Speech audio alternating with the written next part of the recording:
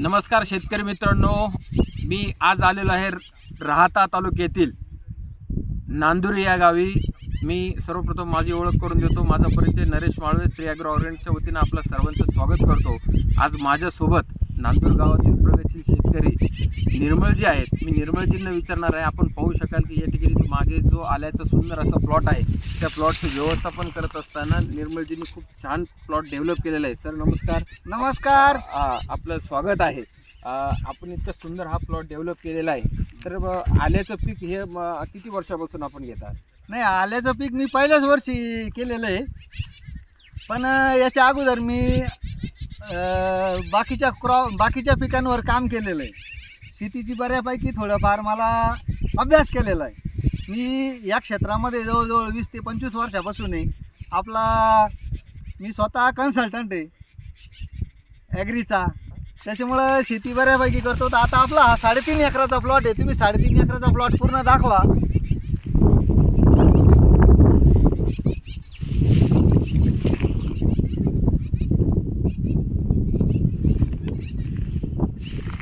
चारही कोपऱ्यात कुठेही मर आलेली नाही. फार सुंदर प्लॉट बसलेला आहे. आणि आता तुम्हाला काय शंका विचारायच्या असल्या तर तुम्ही विचारा.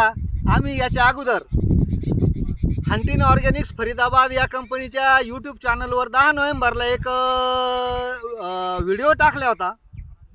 तो व्हिडिओ पाहून संगमनेर, अकोले, गोलारवाडी आणि राजुरीचे आपल्या इथं शेतकरी आलेले, काही प्रश्न विचारायला, काही शंका विचारायला.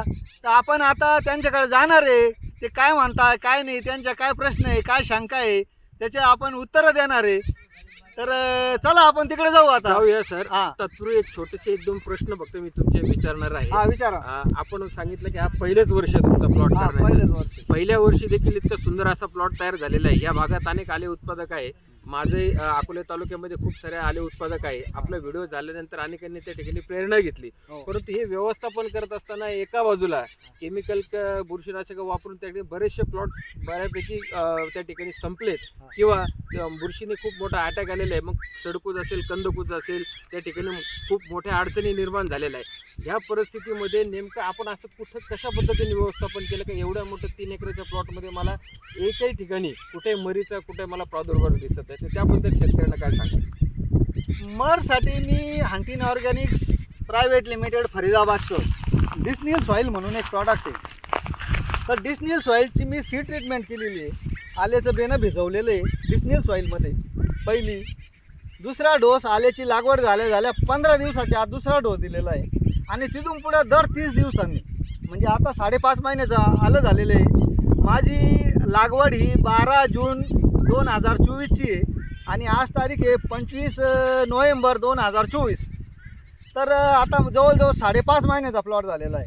तर 5.5 महिन्यामध्ये माझे सीड ट्रीटमेंटला एकदा आणि 5 महिन्यात 5 वेळा डिस्निल सॉईल गेलेलं आहे. आता ह्या महिन्याच्या एंडला पुन्हा डिस्निल सॉईल जाणार आहे. म्हणजे मी दर महिन्याला डिस्निल सॉईल सोडतो. साधारण एकरी किती प्रमाणात डिस्निल सॉईल गेलं पाहिजे? एकरी 100 ml डिस्निल सॉईल सोडतो. किती दिवसाच्या फरकाने गेलं पाहिजे? मी 30 दिवसाच्या फरकानं सोडून राहिलो. शेतकरी मित्रांनो, हा सगळ्यात मोठा आणि महत्त्वाचा विषय आहे की डिस्निल सॉईल म्हणजे ट्रायकोडर्मा, सुडोमोनास आणि बॅसिलस सबटिलस.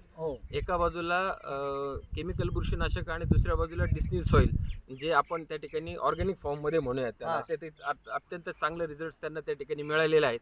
काही ठिकाणी जर प्लॉट आपण पाहिले तर जे सप्टेंबर ऑक्टोबर हिटमध्ये प्लॉट सापडल्यानंतर ते बरेचसे प्लॉट त्या ठिकाणी लागलेले आहेत. बरेचसे नाही, 98%. आणि अशा परिस्थितीमध्ये, अशा सिनेरोमध्ये या ठिकाणचं जर 3 एकराचा प्लॉट पाहिलं तर कुठे लागलं नाही, तर त्याने तुम्ही 100% की डिस्निल सॉईलमुळे हा तुम्हाला जो रिझल्ट आहे 100% डिस्निल सॉईलमुळे.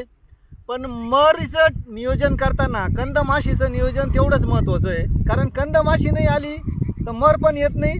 आणि म्हणजे मर येण्यासाठी 2 कारणं आहे आल्यामध्ये. एक कंदमाशीमुळं मर येतो आणि एक घातक बुरशांमुळं मर येते. तर घातक बुरशांमुळं जी मर येते ती आपण 5ची याचं डिस्निल सॉईलचे जेवढे जास्त डोस सोडू ते कवर होती. किंवा आपल्या प्लॉटमध्ये आपण पहिल्यापासून जर ट्रीटमेंट केली तर ती येतच नाही. पण कंदमाशीमुळं जी जखम होती त्या जखमेमुळं सुद्धा मर येऊ शकते. तर शेतकऱ्यांना नम्र विनंती आहे का त्यांनी कंदमाशीचं सुद्धा 100% चांगलं नियोजन करायला पाहिजे. सरांनी हंटिन ऑर्गॅनिक्स यूट्यूब चॅनलवर जो व्हिडिओ टाकला होता त्यानंतर आले उत्पादकांच्या अनेकांच्या समस्या त्या ठिकाणी सरांना संपर्क झाला. आमच्याशी देखील श्री ॲग्रो ऑर्गॅनिकशी संपर्क साधला आणि मग त्यातील काही शेतकरी आमचे संगमनेरचे असतील, अकोल्याचे असतील, इथले पिंपरीतले असतील, हे आलेले आहे.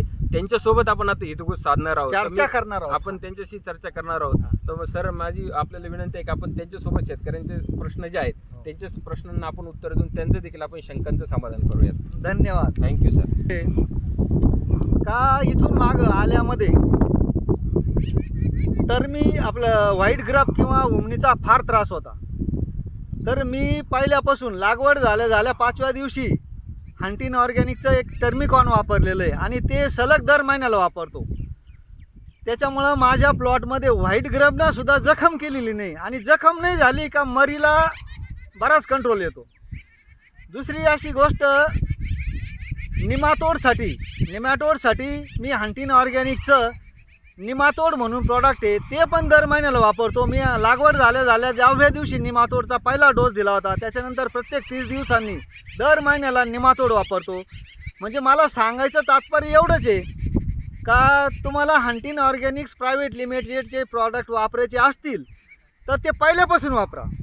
अर्धवट वापरले किंवा अर्ध्यापासून जर ट्रीटमेंट केली तर तिचा तेवढा फायदा होत नाही जेवढा पहिल्यापासून वापरल्यामुळं फायदा होतो. आणि दुसरी अशी गोष्ट, आम्ही प्लॉट आता अजून हिरवागार आहे, फार सुंदर प्लॉट आहे. तर याच्या रूट डेव्हलपमेंटसाठी आणि वाढीसाठी सीड ग्रोसुद्धा दर महिन्याला ट्रीटमेंट चालू आहे सीड ग्रोची. म्हणजे सांगायचं तात्पर्य काय का तुम्हाला हंटिन ऑर्गॅनिकचे प्रॉडक्ट वापरायचे असतील तर ते पहिल्यापासून वापरा. आडमध्ये वापरून त्याचे बेनिफिट जेवढे होतील त्याच्यापेक्षा 100, 200, 300 पट बेनिफिट हे पहिल्यापासून वापरल्यामुळं होता. तर आम्ही ह्या प्लॉटला डिस्निल सॉईल सीड ट्रीटमेंटपासून वापरतोय.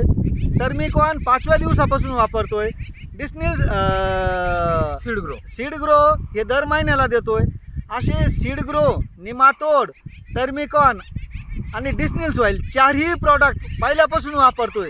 त्यामुळं आज हे रिझल्ट पाहायला मिळतात. धन्यवाद.